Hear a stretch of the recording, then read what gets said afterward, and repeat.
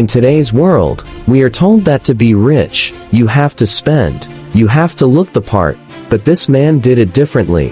You must have heard about Ronald Reed, a humble janitor from Vermont, who made millions of dollars by doing simple jobs. And if you haven't, I will tell you about Ronald Reed. 1921 to 2014, was the ultimate invisible millionaire, a man whose life was so unassuming that his fortune wasn't discovered until after his death. The humble beginning. Ronald was born into an indigent farming family in Dummerston, Vermont. His early life was defined by the kind of grit rarely seen today. The education. He was the first in his family to graduate high school. To get there, he daily walked and hitchhiked 4 miles each way to Brattleboro Union High School. The soldier. During World War II, he served as a military policeman in North Africa, Italy, and the Pacific. The career. After an honorable discharge in 1945, he returned to Vermont. He didn't seek a high-status office job. Instead, he worked for 25 years as a gas station attendant and mechanic. After a brief retirement that lasted only a year, he took a part-time job as a janitor at JCPenney, where he worked for another 17 years. The secret life. Ronald was the epitome of Yankee frugality. He lived in a modest $12,000 house, drove a second-hand Toyota Yaris, and famously used safety pins to keep his old denim coat together after the buttons fell off. He was so humble that a stranger at a local coffee shop once secretly paid for his meal, believing Ronald couldn't afford it. This is the same person who committed the 5 financial sins that we are going to talk about on this case file. 5 financial sins that would make a modern influencer cringe. Ronald lived in the shadows, where clothes held together by safety pins, and pumped gas for 25 years. But when he died, he had a secret. $8 million. He didn't break the law. He broke the rules of the system. Today, we open the file on the 5 sins that made a janitor a mogul.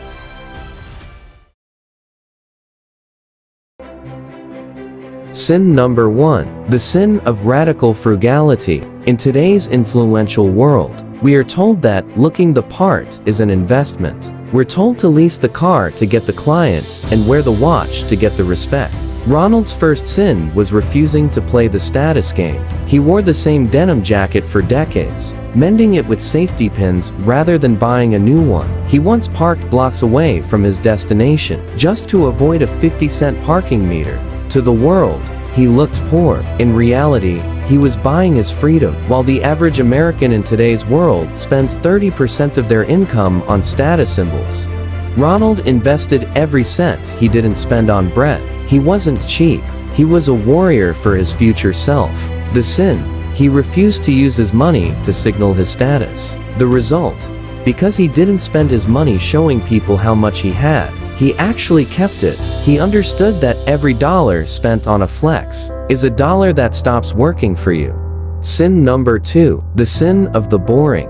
Ronald committed the sin of ignoring the hype. He didn't buy tech stocks that he didn't understand. He didn't chase AI trends or crypto moonshots. Instead, he bought boring companies, the ones that sell soap, medicine, and electricity. He owned at least 95 different companies. He knew that in a crisis, people might stop buying luxury cars, but they never stopped buying toothpaste. He picked winners by looking at his own grocery list, not a trading app. The sin. He ignored the moonshots and the hype. The result. He owned companies that paid dividends for decades. He didn't try to beat the market. He just owned the market. By the time he died, he owned over 90 different stocks, most of which he had held for half a century. If you watch till this point, it means you want to know how to build wealth. Please leave a like to encourage us to make more educating videos like this. Sin number 3. The sin of excessive patience. The rule today is to be agile. Trade the dips, time the market, and stay liquid. Ronald committed the sin of inaction. Once he bought a stock, he almost never sold it. He ignored the news, the crashes of 1987, 2000, and 2008. He understood the miracle of compounding. He knew that time in the market beats timing the market every single time. He let his dividends roll back into more shares, turning a small snowball into a mountain of cash. The sin: he didn't take profits or exit his positions. The result: he allowed the eighth wonder of the world, compound interest, to work undisturbed. When you don't sell, you don't pay capital gains taxes, and your dividends compound exponentially. Time did the heavy lifting, not his brain. Sin number 4. The sin of self-education. Ronald didn't have a high-priced financial advisor or a degree from Harvard. Instead, he committed the sin of thinking for himself. Every morning, he walked to the Brattleboro Public Library to read the Wall Street Journal for free. But here is the reality for you in today's world. You don't need to walk for miles or sit in a public library to get ahead. We have the ultimate archive in our pockets. Between e-books, financial databases, and digital reports, the same information that made Ronald a millionaire is available on your device right now. The only difference is, Ronald had the discipline to actually read it. He proved that the only thing standing between you and wealth isn't a degree.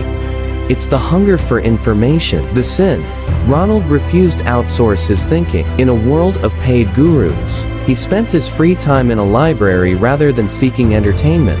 The result: he learned to identify real value. By the time technology brought ebooks and trading apps to our pockets, Ronald had already spent decades mastering the fundamentals of fortune building.